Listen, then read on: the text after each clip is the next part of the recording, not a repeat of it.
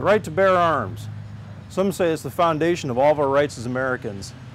Others want to take guns in the hands of private citizens and leave only the military and the police armed. Since 1995, the state of Texas has allowed concealed carry almost any place you can go. To the movie theater, to the mall, to the office, and even to church. Currently under review in the Texas legislature is the Campus Security Act, which would expand the rights of concealed carry holders to take their weapons onto campus. We'll talk to this man. Dr. Tim Gottlieb. I'm a professor at Northlake College. I teach computer science and Unix. These students, and even the author of the bill, to find out what's really going on.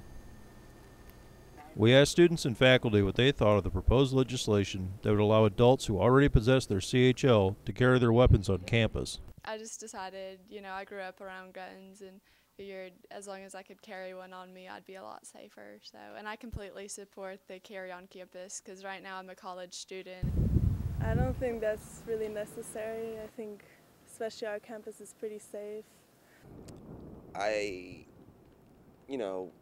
like that we can have our Second Amendment rights upheld and all that. Didn't they pass that at UT Arlington? I think that's fine. I think that's allowed. That's Second Amendment, right to bear arms. If they have a license, they should be able to carry it on campus.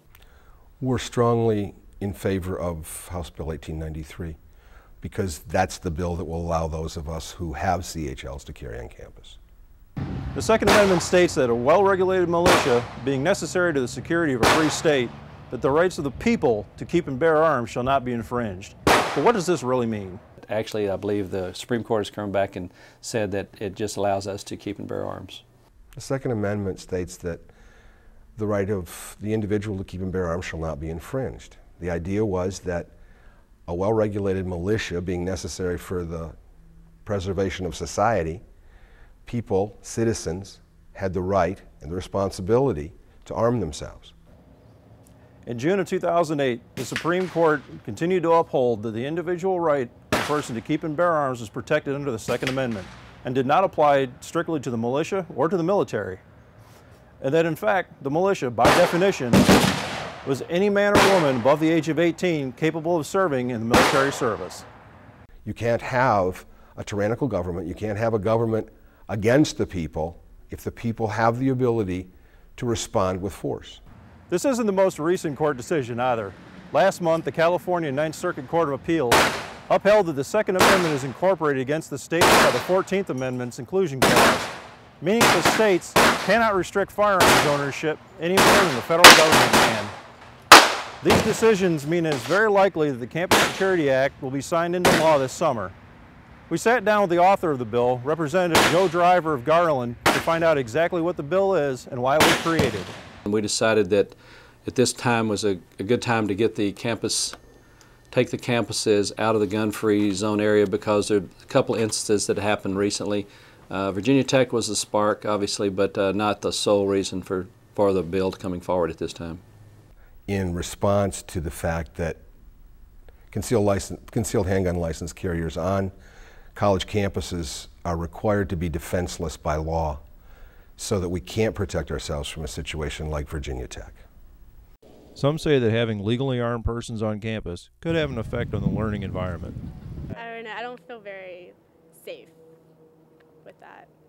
Guns in the hands of law-abiding citizens who believe that they have a right to and a responsibility to protect themselves and their fellow citizens is one thing. Guns in the hands of criminals is something completely different. Because people are around concealed licensees all the time, they're around concealed guns all the time, they're around them with movie theaters, they're around them in the grocery store line, they're around them all the time right now, and the people that are carrying them have passed an extensive background check. And so as a result, I don't believe there's any reason that they should worry about it because they're not going to all of a sudden step across into a college campus and change their behavior in the way they run their lives. Nobody sees it because they're carrying concealed, so it would have no effect. FBI statistics show that while campuses have a lower violent crime rate than the general public, they are far from safe. In 2004, SMU had 14 reported rapes and 6 in 2007 out of the 8 total among Dallas campuses. Statewide, there were 51 rapes, 50 robberies, and 119 assaults on campuses throughout Texas. What's worse is that according to an FBI study, only about a third of the actual rapes that occur anywhere are reported, meaning the actual number could be as high as 150. Compare this to Utah, where concealed carry has been legal for several years. On Utah campuses, the per capita crime rate is less than half that of Texas, or most other states. In 80 semesters across the campuses, there has been no reported incident where a CHL holder violated the law, exposed a gun. No gun has ever been stolen. No gun has ever been exposed. So it's, as with other CHL holders, you're far less likely to be hurt by a CHL holder in Texas or anywhere else than you are by a member of the general population. Well, I'm sure there is alcohol on campuses. I mean, everybody's pretty naive to think that that's not occurring. The situation here, again, goes back to the fact that we're talking about 21-year-olds. We're talking about people that have carried before, currently carrying. We're not talking about just every student in every dorm in every particular fraternity situation. We're talking about people that are old enough to know the responsibilities of carrying a concealed license. But would arming students really make our campus safe? Some cases arise, you know, just rarely. There's going to be crime. There's going to be crime everywhere. I mean, there's no way to get around it. Well, I think the people that don't want more guns are simply very naive in the situation. Other countries, when they've either banned guns or taken away guns, they've seen the fact that the only people that have guns are criminals. In 1995, the United Kingdom banned handgun ownership by private citizens, and 21 states, including Texas, passed concealed handgun laws. A study by Howard Nemeroff showed that between 1995 and 2006, the United States population rose by 21 million people, and handgun ownership increased by over 50 million. However, in the UK, homicide is up 36%, robbery is up 38%, and assaults are up almost 83%. In the United States, homicides are down 31%, robberies are down 32%, and assaults are down 31%. In the UK, knifing assaults have gone up. In fact, you're actually 4 times more likely to be stabbed than shot in the UK. And this is after the 3,600 firearms-related incidents that happened in London last year. In the UK, sexual assaults are up a whopping 77%. Meanwhile, in the United States, they've actually gone down by 17%. Women in the UK are now sexually assaulted nearly twice as often as in the United States. FBI statistics show that while campuses have a lower violent crime rate than general public, they're far from safe. In 2004, Southern Methodist University had 14 reported rapes. In 2007, they had 6, out of a total of 8 out of all DFW campuses. Statewide, there were 51 rapes, 50 robberies, and 115 assaults on campuses throughout Texas. What's worse is that according to the FBI study, only about a third of the rapes are actually reported, which means the actual total could be as high as 150.